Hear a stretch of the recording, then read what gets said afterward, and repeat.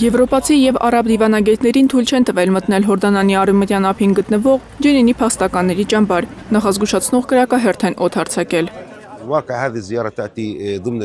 Զարմանալի չէ, որ Իսրայելի կառավարությունը թաքցնում է իր հանցագործությունները, երբ փորձում են դեպքի վայրը զննել։ Իսրայելի բանակը միշտ փորձում է ծածկել իր հանցագործությունները Պաղեստինի ժողովրդի դեմ։ Սա ընդամենը մի օրինակ է։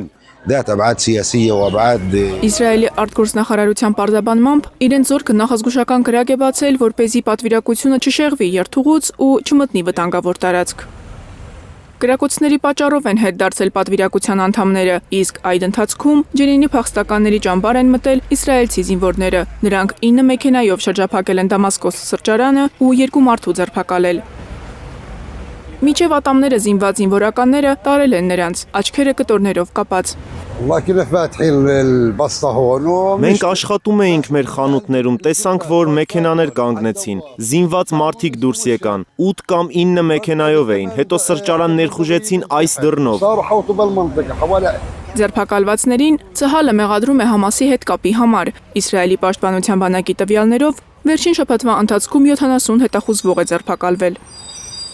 Հորդանանի արևմտյան ափի մի քանի քաղաքներ երեկվանից շրջափակված են։ Իսրայելական բանակի զինվորները ներխուժում են տներ, պահանջում հանձնվել, սպառնալով իրենց աչքերի առաջ բուլդոզերներով քանդել տները։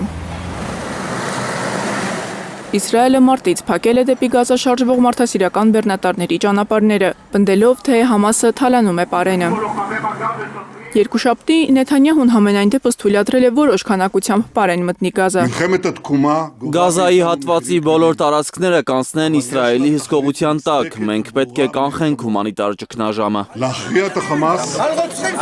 Քերեմ Շալոմ անցակետում մի քանի իսրայելցի ակտիվիստներ փորձել են արգելափակել մարդասիրական օգնություն տեղափոխող բեռնատարների մուտքը Գազա։ Ոստիկանները հեռացրել են ակտիվիստներին ճանապարհից, ձերբակալել նրանցից մի քանիսին։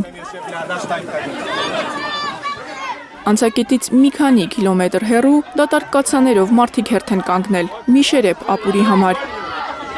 Շաբաթներ շարունակ մի կերպ գոյատևել են խոտաբույսերի, աղի եւ տարբեր համեմունքների խառնուրդով։ Ոչինչ չունենք, երեխաներս քնել են առանց ընթրելու, արթնացել են ու չեն նախաճաշել։ Հույսով սպասում են, որ ճաշարանից ուտելիք կտանեմ։ Հացի ու բանջարեղենի մասին երազում ենք։ Ապրանքը շատ թանկ է, մարդկանց փողն էլ վերջացել է, սովից մեռնում ենք։ Պաղեստինում իսրայելական հրթիռներից բացի կյանքեր է խլում նաև սովը։ Մարիամ Ամիրջանյան, Սմբատ Ասլիկյան, Հայլուրի համար։